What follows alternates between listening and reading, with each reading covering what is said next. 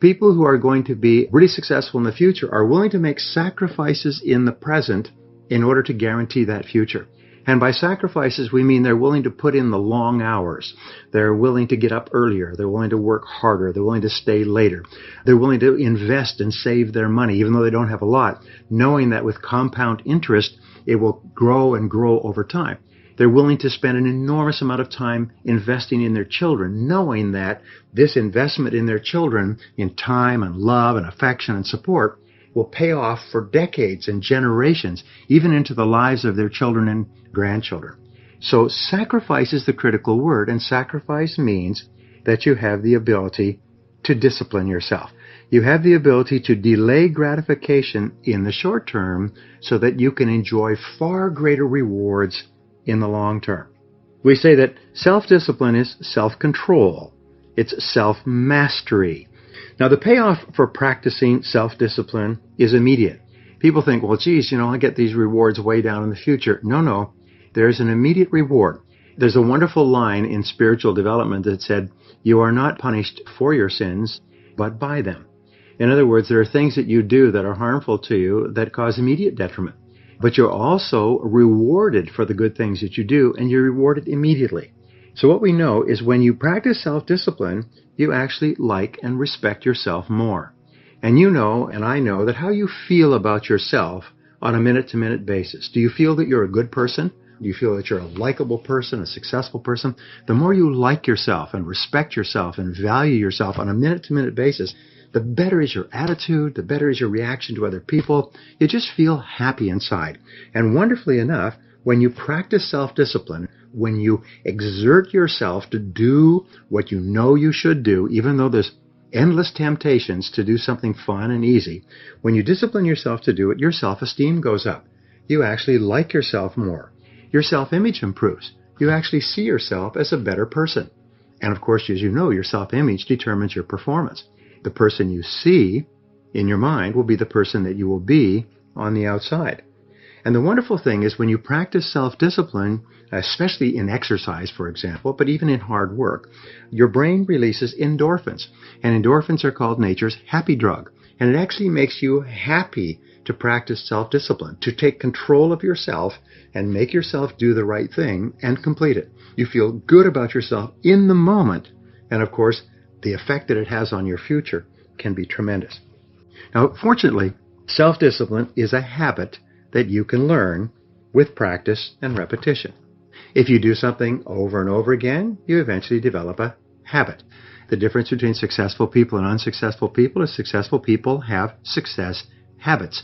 And the most important success habit they have is the ability to make themselves do what they know they should do at this time. And wonderfully enough, if you practice it over and over again, it finally locks in. Now, many people get into the habit of taking the easy way out, looking for shortcuts, and so on. So they actually get into a comfort zone of doing things that are harmful to their long-term future. And they actually feel uncomfortable completing tasks or starting on their most important jobs.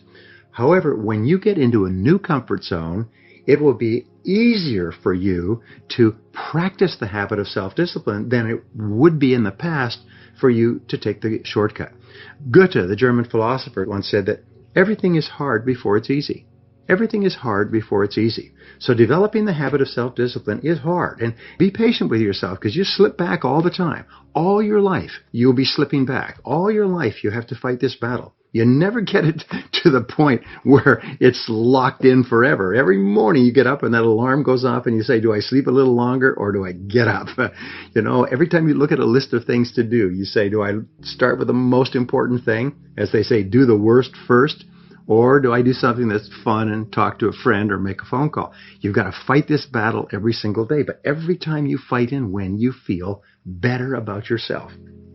It only takes about 21 days, they say, to develop a new habit.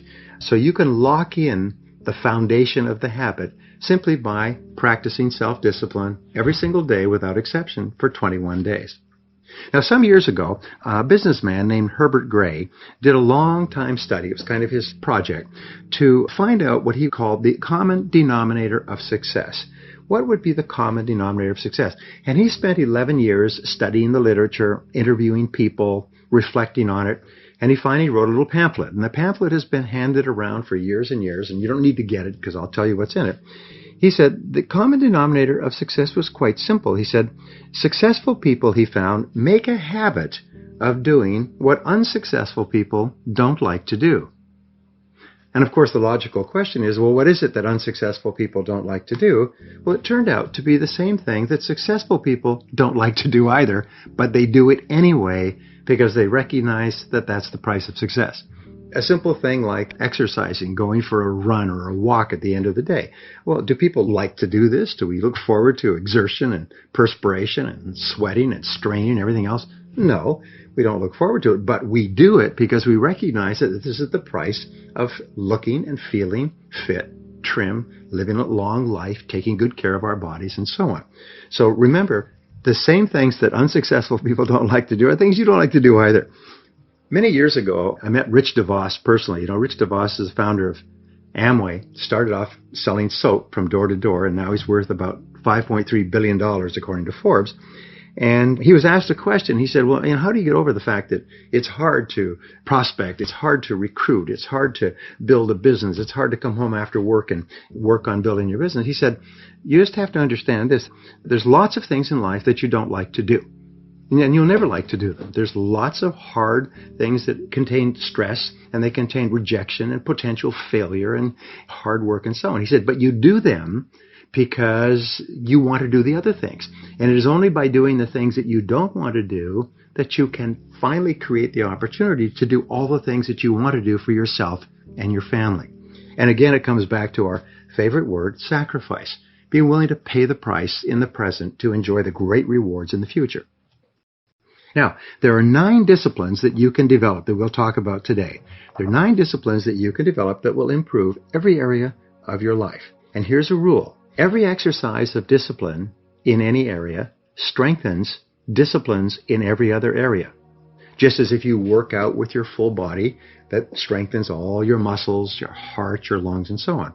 Every weakness in discipline also weakens your other disciplines as well.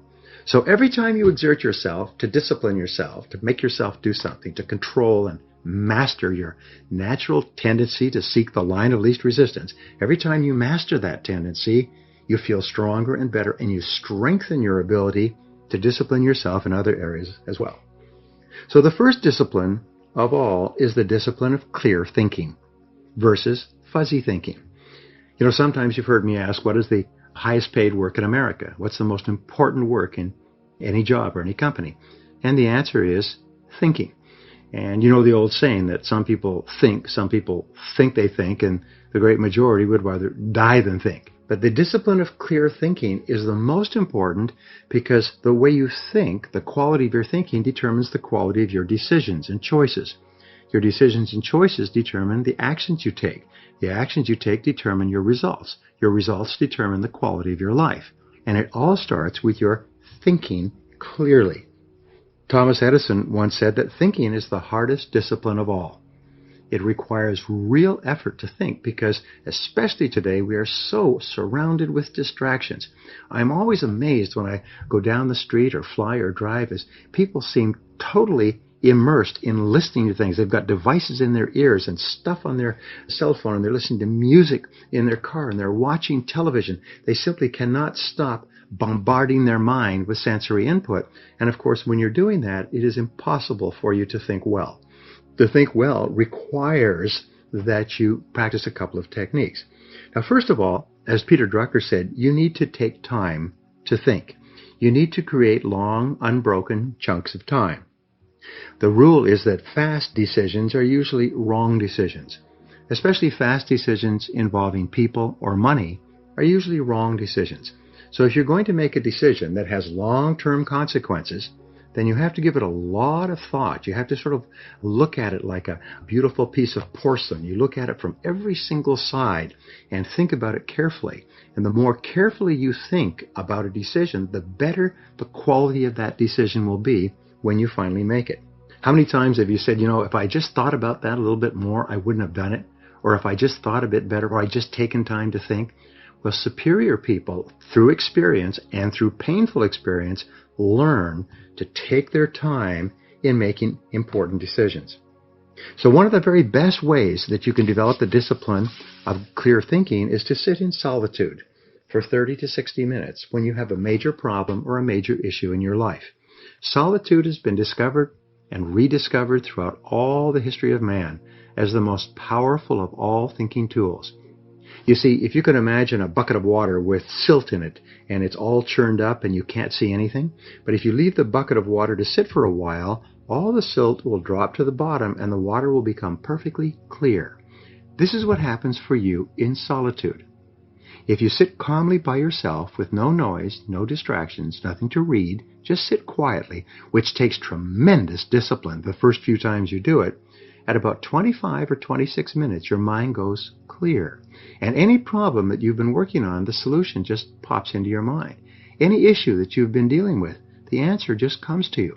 It's almost like a miracle. When you practice solitude, you actually activate your superconscious mind and your intuition. And something that you've been having trouble with or wrestling with suddenly becomes clear and you know exactly what to do.